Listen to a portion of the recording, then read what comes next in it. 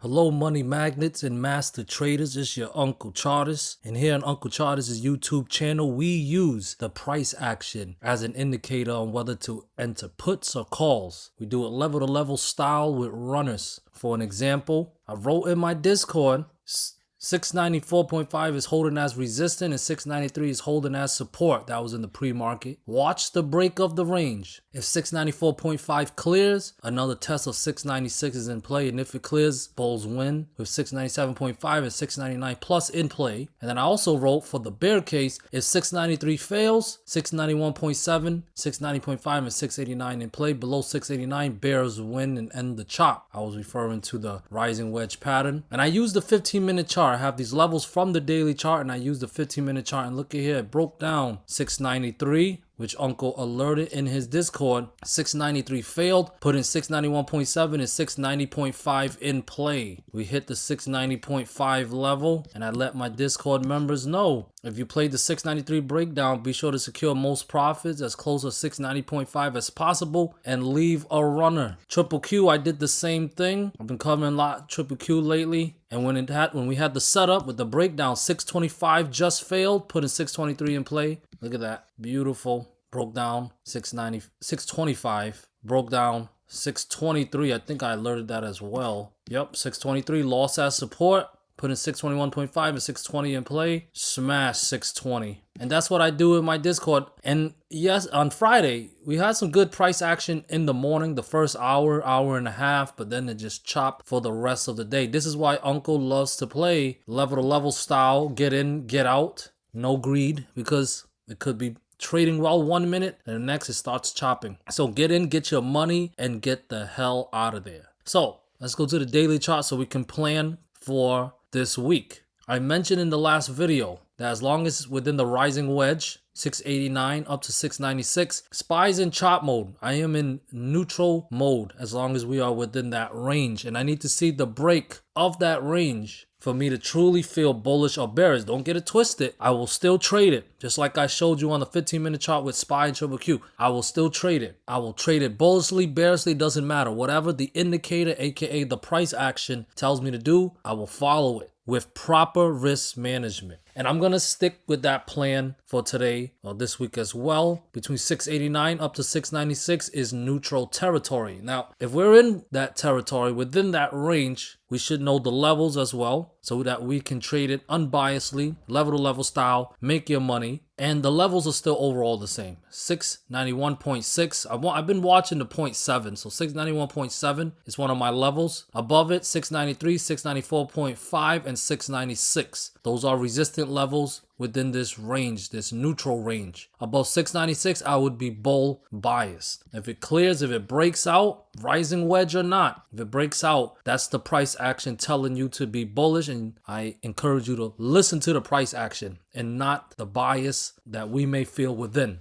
Listen to the price action. Now, support level 691.7, but also 690.5 and the critical level at 689. With this rising wedge, now usually we've been taught that a rising wedge is bearish. We have to understand that this market is run by the market makers, and their job is to manipulate the price action in favor of the big money players at the expense of us, the retail traders. In order for there to be winners, there has to be losers, and it's usually the retail traders that are the losers. So if we have ourselves a rising wedge here and the market makers want to trick the retail traders out, what are they going to have you believe? They're going to have you believe, oh, it's bearish, it's bearish. That's why it's very important to wait for confirmation to see if there's follow through. It can still be bearish, of course, but the confirmation, the follow through would be to break down 689. Give us a breakdown of 689 and turn that level into a resistance, because there's always the chance that the market makers attack liquidity and then bounce it back to the upside. That's a false breakdown setup. There's always a chance of that. But if we break down 689 and 689 turns successfully into a sell zone and we start breaking down more support levels like 687, 685.7 and 684.3, that is your bearish confirmation. That is when the rising wedge actually turns to being bearish, when it gives us the breakdown. But as long as we're within the rising wedge, we have to stay neutral and be open to any scenario. So don't just say, hey, we have a rising wedge, it's bearish. That's how retail traders, 90% plus of retail traders lose, because the market makers manipulate the market. We are trading in a manipulated market. My job as your Uncle Chartist is to make sure you do not get manipulated and get played by the market makers. So can it be bearish? Absolutely, but we'll need to break down 689. Can it be bullish? Absolutely, but it will need to clear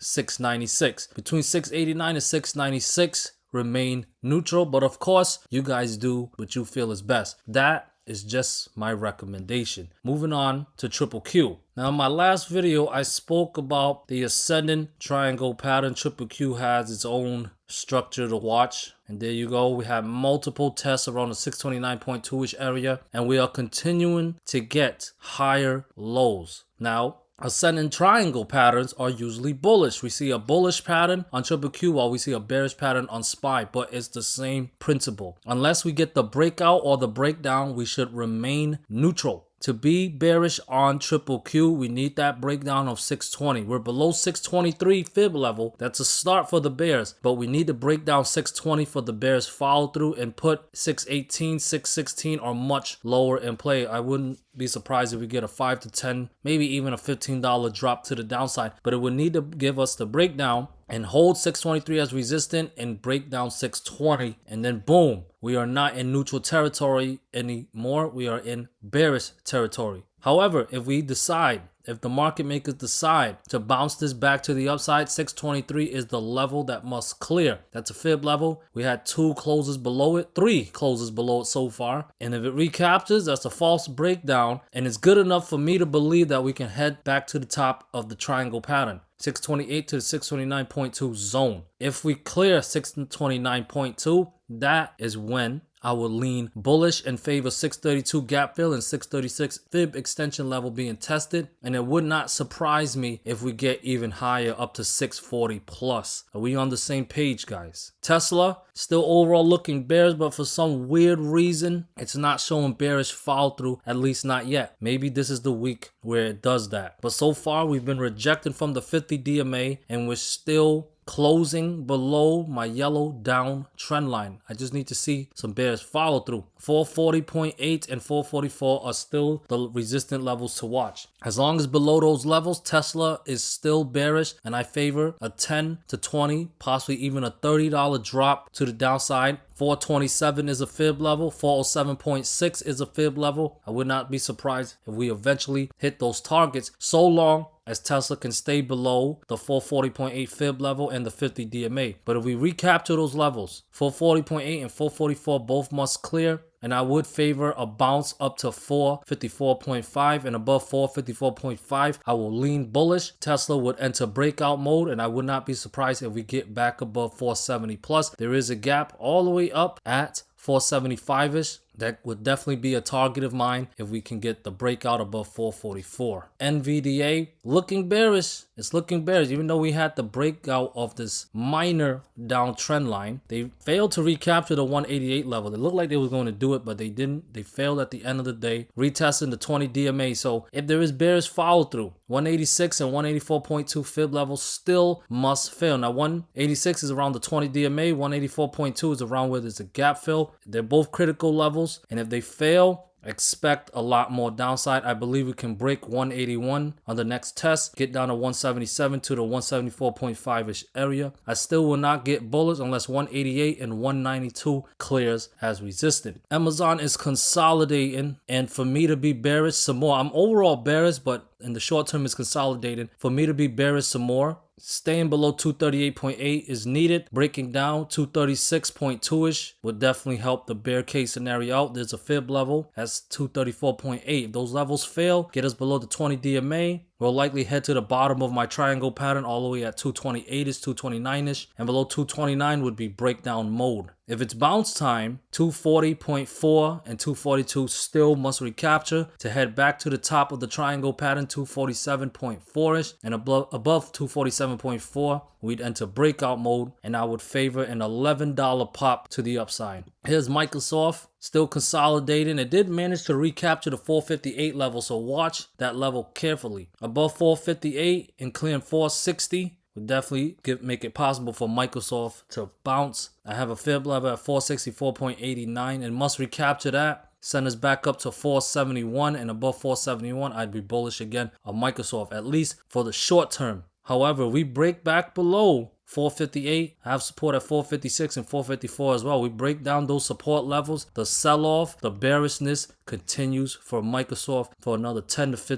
$15. Meta overall still looking bearish. It attempted a bounce and a gap up, but it was a gap and crap, and if it can stay below 621, 619, and 617 are the next support levels. If those levels fail, I expect 611 to be a target with 603.6 or lower in play. If it truly is bounce time, 621, 625 all must recapture to put 629 and 630.4 back in play, and above those levels, I would favor 638.6 retesting as a support. That was a critical support level that lost, that was broken down recently, and it's that level 638.6 that is the critical level that must recapture for me to be bullish once again. Otherwise, overall bearish. Apple overall bearish as well, broke down the bear flag. It was kind of bear flagging a little bit, and well, the bears won, broke down another fib level. That was at 256.5. So this bearish follow through this week, 255 and 253.6 must break down. 250, well, 251. I'll round it to 251, 249, and 247 would be my next targets. To be bullish or get a bounce, 256.5 and 258 must recapture to put 259.8 and 261 in play. Above 261, I'd favor a bigger bounce up to 265.3. And yeah, 265.3 was a critical support level that was lost not too long ago. That is the level that must recapture for me to be bullish once again. IWM got a doji candle. It was chopping off Friday. Could this be the start of a top? Watch the price action carefully. 264.3 and 263. If both those levels fail, it is pullback time for me for IWM. At least an $8 to $12 drop back to the downside. If there is no breakdown, 265.8 and 268 still must clear to get us above 270. And here is the VIX. It's just chopping around. It's not doing much. I'm still not bullish on it unless it's above 1710. We still have yet to get a breakout close above it on the daily chart. And until that happens, I'm not really bullish on the VIX. But if it does, I'd be bullish on the VIX, 1710, and I favor we get above 20 plus. And SPY will likely be bearish as well. Otherwise, below 16 and breakdown of 15 would be bearish. The majority of SPY's DarkPool level came in at 692, but it wasn't over $1 billion. It was 612.4 million in premium. 692. It's a good amount that came in around the 691.6's area. Over 152.6 million. One was at 182.5 million. That was 691.58. And another one, 693.6, 435.8 million in premium. That's the DarkPool levels from Friday. We'll see what happens tomorrow, but always remember Uncle's trading plan and trading principle. Know the levels, know the setups, and just trade it unbiasedly in real time. And if you want more content from me, you want more guidance from me, join Uncle's Discord. Links in the description, and it's also in the pinned comments below. I love y'all. Peace.